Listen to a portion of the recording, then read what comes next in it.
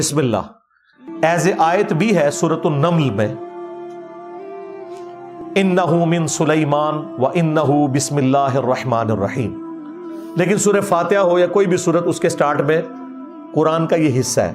آیت ہے یا نہیں ہے اس میں اختلاف ہے، ہمارے نزدیک تو یہ سورتوں کے سٹارٹ میں قرآن کی آیت نہیں ہے، لیکن قرآن کا حصہ ضرور ہے، اور آیت کے طور پہ جو حصہ ہے وہ سورۃ النمل کی آیت نمبر 30 ہے۔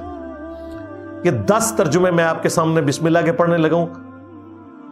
میں نے 10 صحابہ کی بات کی تھی، 10 آج کے دور کے انٹلیکچوئل بھی دیکھ لیں کہ ایک جیسے الفاظ نہیں ہیں، لیکن مفہوم ایک جیسا ہے۔ اس میں 3 بریلویوں کے ترجمے میں نے لیے ہیں، 3 دیوبندیوں کے۔ یار وہ ان کے تو آپس میں فرقے ایک جیسے تھے نا، ان کا آپس میں بھی ترجمہ ایک جیسا نہیں ہے۔ ایک اہل حدیث کا لیا ہے، ایک اہل تشیع کا لیا ہے، اور 2 نیوٹرل ترجمے لیے ہیں، فتح محمد جلندری اور مولانا مودودی کا۔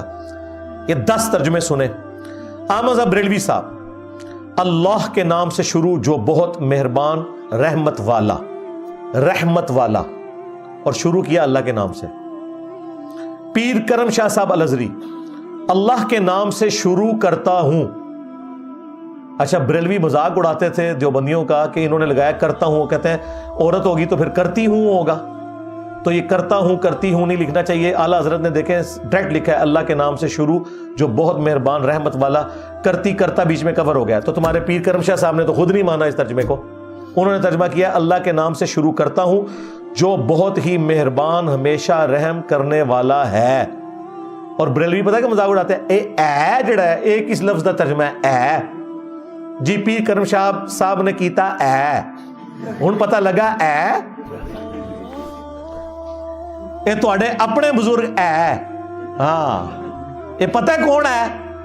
احمد بریلوی صاحب کے خلیفہ ہیں نعیم الدین مراد آبادی، جنہوں نے خزائن العرفان کنز الایمان کے اوپر حاشیہ لکھا ہے۔ مفتی نعیم الدین مراد آبادی، نعیم الدین مراد آبادی کے سٹوڈنٹ ہیں پیر کرم شاہ صاحب، اور پیر کرم شاہ صاحب کے سٹوڈنٹ ہیں ڈاکٹر تعلق قادری صاحب۔ اگلا ترجمہ ان کا ہے ڈاکٹر تعلق قادری صاحب کا، اللہ کے نام سے شروع جو نہایت مہربان ہمیشہ رحم فرمانے والا ہے۔ اے آ گیا جی تھے بھی لو سامو، ہاں ہم خود بریلوی دے رہے ہیں یہی چکر بازیاں صرف قرآن سے دور کرنے کے لیے، جی اے کتوں آ گیا، جی کرتا ہوں کتوں آ گیا۔ 3 ترجمے ہو گئے۔ اب اگلے 3 جو ہیں دیوبندیوں کے ہیں۔ سب سے پہلے ڈاکٹر سرار صاحب کے جو بزرگ دیوبندیوں کے امام محمود الحسن دیوبندی صاحب، جن کے ترجمے کے اوپر حاشیہ شبیر احمد عثمانی نے لکھا، شروع اللہ کے نام سے جو بے حد مہربان نہایت رحم والا ہے۔ اب بریلوی کہتے ہیں دیکھیں انہوں نے تو اللہ کے نام سے شروع ہی نہیں کیا، انہوں نے شروع سے شروع کیا، اسی لیے دیکھیں وہ اوپر تینوں بریلویوں کے جو ترجمے تھے وہ اللہ سے شروع ہو رہے تھے، دیوبندیوں کے ترجمے شروع سے شروع ہو رہے ہیں۔ وہ کہتے ہیں دیکھیں یہ تو اللہ کو مانتے ہی نہیں ہے، یہ شروع کو مانتے ہیں۔ یہ باقاعدہ کتابچے لکھے ہوئے ہیں قرآن کے غلط ترجموں کی نشاندہی، اس کو وہ غلط ترجمہ لکھا ہوا ہے بریلویوں نے۔ پھر میں نے ان کو پھکا دیا تھا کہ بسم اللہ میں بھی اللہ پہلے نہیں آتا، با آتی ہے، پھر سین، پھر میم۔ کہتے ہیں نہیں وہ عربی میں تو اسی طرح ہی لکھا جاتا ہے۔ نہیں سرکار، عربی بھی بن سکتی ہے بسم اللہ کی، آپ والی اللہ الذی باسمہ ابدہ، اللہ ہے وہ ہستی جس کے نام سے میں ابتدا کرتا ہوں۔ بریلویوں اپنی بسم اللہ بدل لو، پھر اللہ تعالیٰ کی بھی اصلاح فرما دیں اپنی شان کے لائق جو آپ فرمانا چاہتے ہیں، نعوذ باللہ۔ اس بات کو جھگڑا بنا کے جب بسم اللہ میں کوئی رولا ڈال کے بیٹھ جائے گا، آگے کسی نے قرآن کا ترجمہ کتوں پڑھنا ہے؟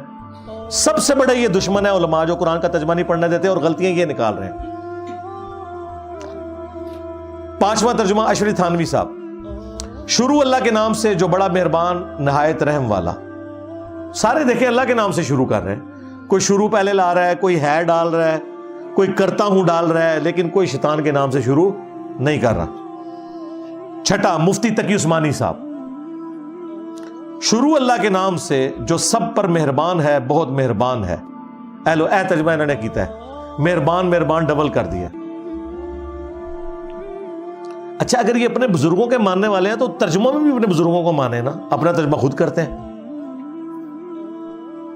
لیکن مفہوم ایک جیسا ہے, کوئی فرق نہیں. 7واں ترجمہ جونا گڑی صاحب, جو سعودی عرب سے مفت قرآن دیا جاتا ہے نا اہل حدیثوں کا, دارالاسلام والا.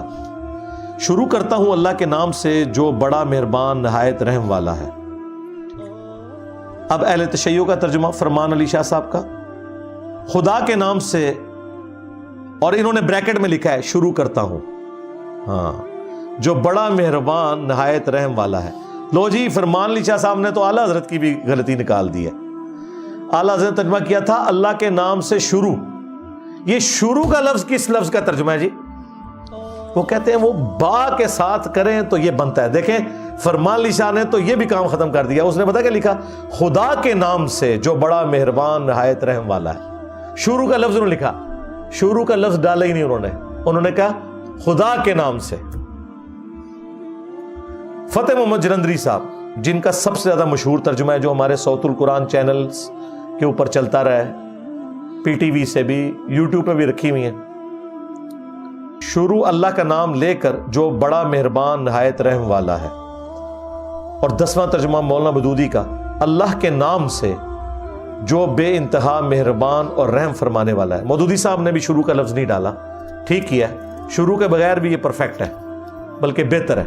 تو اعلیٰ حضرت کے ترجمے میں بھی خامی تھی جو مودودی صاحب نے دور کر دی, لیکن میرے نزدیک یہ کوئی خامی نہیں ہے, بالمفہوم ایک جیسا ہی ہے. دوسرا ریفرنس سورۃ الفاتحہ کی آیت نمبر 4, ایاک نعبد و ایاک نستعین, جس کے اوپر پوری توحید کھڑی ہوئی ہے.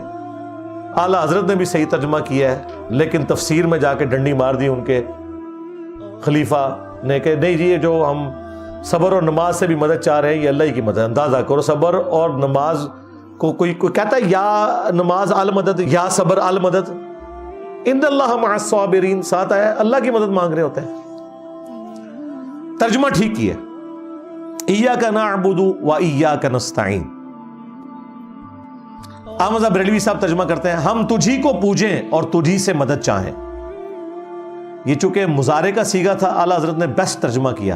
لفظی ترجمہ یہ بنتا تھا اے اللہ ہم تیری ہی عبادت کرتے ہیں اور کریں گے, تیری ہی, تجھی سے مدد مانگتے ہیں اور مانگیں گے.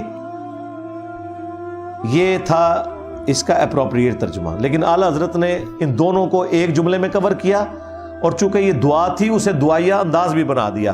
3 خوبیاں اس ترجمے میں, ایک تو حال اور مستقبل کو کور کیا, پلس یہ 2 چیزیں ہو گئی, حال اور مستقبل کور, پلس اسے دعا بھی بنا دیا, ہم تجھی کو پوجیں اور تجھی سے مدد چاہیں. یہ لادہ بات ہے, بعد میں یہ عبد القادر جیلانی کو پکارتے رہے, سب کچھ کرتے رہے, پھر کہتے ہیں جی امی سے روٹی نہ مانگیں. بھائی امی سے روٹی مانگنے سے آپ کو کون منع کر رہا ہے؟ امی قبر میں تو نہیں سامنے بیٹھی ہوئی ہے, امی سے روٹی مانگ سکتے ہیں, لیکن آپ بغداد شریف فون کر کے غوث پاک کو نہیں کہہ سکتے کہ نیسلے دیا 2 بوتلیں بھیج دو, وہ قبر میں ہے, نہیں بیٹھ سکتے. دعا صرف اللہ ہی سے. ظاہری اسباب تو آپ بھی مجھے پانی پلا سکتے ہیں, میں آپ کو, قرآن میں حکم ہے وَتَعَاوَنُوا عَلَى الْبِرِّ وَالتَّقْوَى وَلَا تَعَاوَنُوا عَلَى الْإِثْمِ وَالْعُدْوَانِ. نیکی پرہیزگاری کے کاموں میں ایک دوسرے کی مدد کرو, برائی میں ایک دوسرے سے الگ رہو. لیکن جو غائب میں پکارنا ہے وہ اللہ کے ساتھ خاص ہے.